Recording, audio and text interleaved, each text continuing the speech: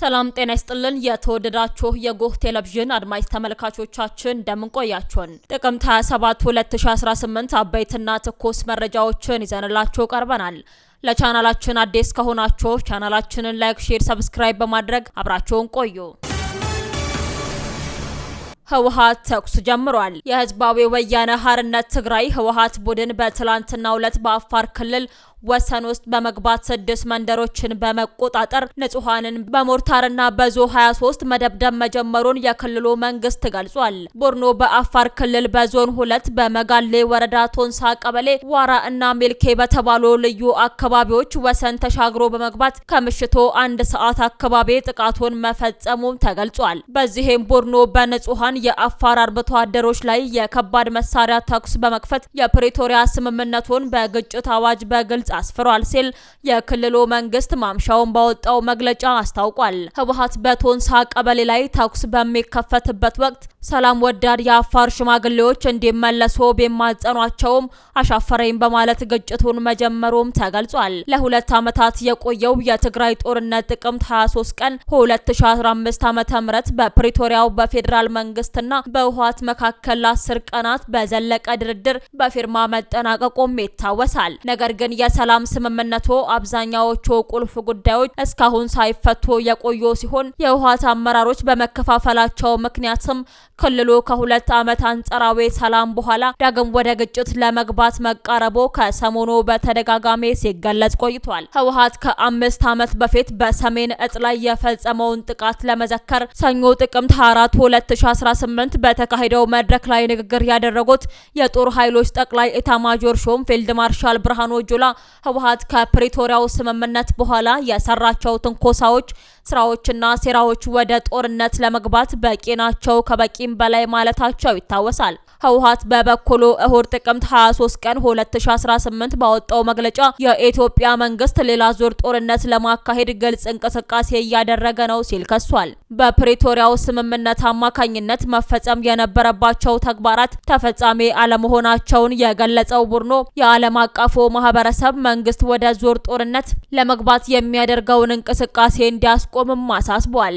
ነገር ግን ይህንን ተከትሎ በትላንትናው ዕለት የህወሓት ቡድን የአፋርን ወሰን ተሻግሮ በመግባት ከምሽቱ 1 ሰዓት አካባቢ በንጹሃን የአፋር አርብቶ አደሮች ላይ ከባድ መሳሪያ ተኩስ መክፈቱም ተገልጿል። የክልሉ መንግስት ጥቃቱን አስመልክቶ ባወጣው መግለጫ ከትላንት ጥፋቱ የማይማረው የህወሓት ቡድን ከድርጊቱ በአስቸኳይ ካልተቆጠበ የአፋር ብሔራዊ ክልላዊ መንግስት የዜጎች ደህንነትና የወሰኑን ክብር የማስጠበቅ እንዲሁም ራስን ከማንኛውም ውጫዊ ጥቃት የመከላከል ኃላፊነቱን እንደሚወጣ እንገልጻለን ሲሉም አስጠንቅቀዋል። በተያያዘ ዜና ኋላ ቀሮ ቡድን የፌዴራል መንግስትን ወደ ግጭት ለማስገባት በአፋር በኩል ትንኮሳዎች ፈጽሟል። የአዛዡና ጌታውን ሻቢያ አጀንዳን ለማስፈጸም የተደረገ ነው ሲሉ አቶ ጌታቸው ረዳ ተናገሩ። ጥቂት የትግራይ ኃይል አመራሮች በሻቢያ ትዕዛዝ ሰጪነት በፌዴራል መንግስት ላይ ትንኮሳ እንደጀመሩና ይህንን ትንኮሳ እንዲያቆሙ አቶ ጌታቸው ረዳ አሳስበዋል። የኢፌዴሪ ጠቅላይ ሚኒስተር የምስራቅ አፍሪካ ጉዳዮች አማካሪ ሚኒስተር አቶ ጌታቸው ረዳ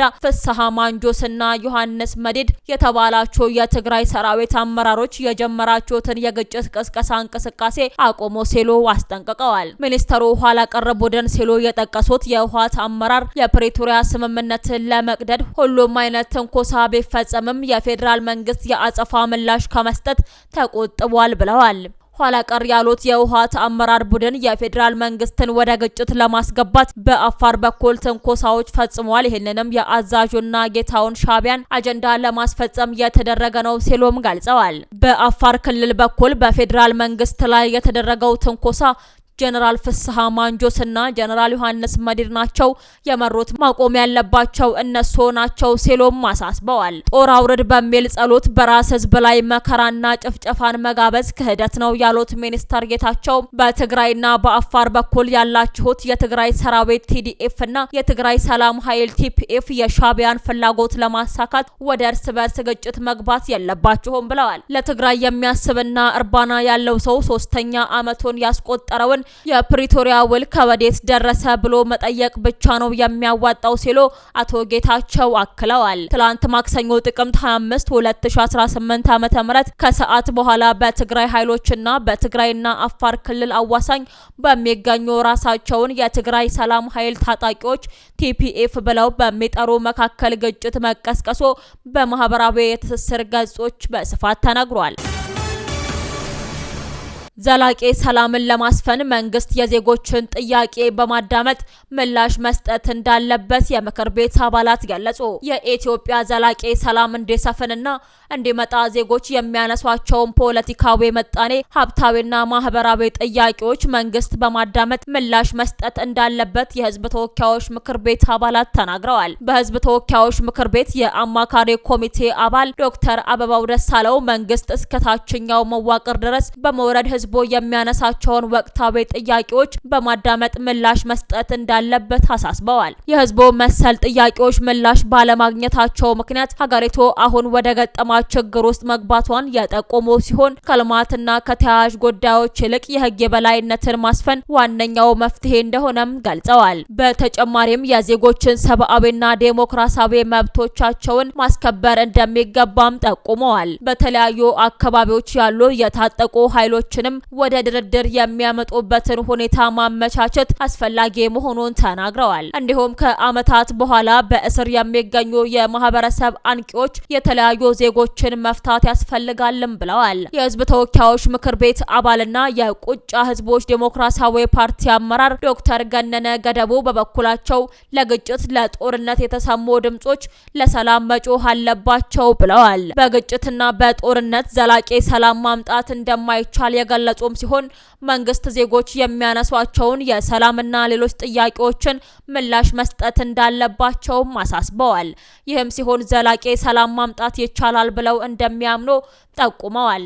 በኢትዮጵያ ባለፉት ዓመታት በተለያዩ አካባቢዎች በተቀሰቀሱ የእርስ በርስ ጦርነቶችና ግጭት ሳቢያ ሀገሪቱና ዜጎቿ ለፖለቲካዊ፣ ምጣኔ ሀብትና ማህበራዊ ቀውሶች ተጋልጣለች። ከዚህም በተጨማሪ የሚደርሱ ሰብአዊና ቁሳዊ ኪሳራዎችንም ለማስቀረት መንግስት ለሰላማዊ አማራጮች ትኩረት ሰጥቶ ሊሰራ ይገባል ሲሉ የምክር ቤት አባላቱ አሳስበዋል። ኢትዮጵያ ከቻይና ጋር የሁለትዮሽ የገበያ ድርድር ተፈራረመች። ኢትዮጵያ የዓለም ንግድ ድርጅት የድርድር አባልነት ድርድር አካል የሆነውንና ሶስተኛውን የሁለትዮሽ የገበያ ድርድር ከቻይና ጋር በማጠናቀቅ በጄኔቫም ተፈራርማለች። ፊርማውን በተባበሩት መንግስታትና በጄኔቫ በሚገኙ ሌሎች ዓለም አቀፍ ድርጅቶች የኢትዮጵያ አምባሳደርና ቋሚ ተወካይ አምባሳደር ጸጋአብ ክበበውና በዓለም ንግድ ድርጅት የቻይና አምባሳደርና ቋሚ ተወካይ ሊዮንግጄ ፈርመውታል። እዚህ ወሳኝ ምዕራፍ ላይ የተደረሰው ሀገራቱ መካከል ውጤታማ ውይይቶችንና ቴክኒካል ድርድሮች ከተደረጉ በኋላ ይህም የኢኮኖሚ ትብብርን ለማጠናከር ፍትሃዊ፣ ሁሉንም አቀፍ ዜጎችን መሰረት ያደረገ ዓለም አቀፍ የንግድ ስርዓትን ለማስከበር ያላቸውን ቁርጠኝነት ያሳያልም ተብሏል። የዓለም ንግድ ድርጅት የድርድር አባልነትን ድርድር አካል የሆነውን ይህንን የሁለትዮሽ የገበያ ድርድር ኢትዮጵያ ቀደም ሲል ከቱርክዬና ከአርጀንቲና ጋር መፈራረሟም ይታወቃል። በቀጣይም ከሌሎች ሀገራት ጋር ተመሳሳይ ድርድሮችን በማጠናቀቅ መፈራረም የሚያስችሉ ስራዎችን በትኩረት እየተከናወኑም ይገኛሉ። የአሜሪካው ሴኔት የውጭ ጉዳይ ኮሚቴ የፕሪቶሪያው ስምምነት ሙሉ በሙሉ እንዲተገበር ጥሪ አቀረበ። የዩናይትድ ስቴትስ ሴኔት የውጭ ጉዳይ ኮሚቴ ሊቀመንበር የሆኑት ሴናተር ጂም ሪሽ የፕሪቶሪያው የሰላም ስምምነት ሙሉ በሙሉ ለመተግበር የተጠናከረ ጥረት እንዲደረግ ጥሪ አቀረቡ። ሴናተር ሪሽ በኮሚቴው ይፋዊ የኤክስ ገጻቸው ላይ ባሰፈሩት መግለጫ ዩናይትድ ስቴትስ ውጊያውን ለማስቆም ብትረዳም ስምምነቱ እስካሁን በከፊል ብቻ ነው የተፈጸመው ብለዋል። በተጨማሪም ትግራይ አሁንም ያልተረጋጋች ናት ሲሉ ገልጸው ለተጎጂዎች ፍትህ አልተሰጠም፣ ከኤርትራ ጋር ያለው ውጥረትም ቀጥሏል ሲሉ አክለዋል። ሴናተሩ አያይዘውም ደህንነቱ የተጠበቀና ሰላማዊ የሆነ የአፍሪካ ቀንድ ለአሜሪካ ጥቅም መጠበቅ፣ የጽንፈኛ ኃይሎችን ስጋቶች ለመከላከል፣ የቀጠናዊ አጋሮችን ለማረጋጋትና በጦርነቱ ተጽዕኖ መሰቃየታቸውን የቀጠሉ በሚሊዮን ለሚቆጠሩ ዜጎች እርዳታ ለማድረስ ወሳኝ መሆኑን ጠቁመዋል። ውድ አድማጭ ተመልካቾቻችን ለሰዓቱ ያዘጋጀንላችሁ መረጃዎቻችን እነዚህን ይመስሉ ነበር። አብራችሁን ስለነበራችሁ ከልብ እናመሰግናለን። በያላችሁበት ሰላም ቆዩን።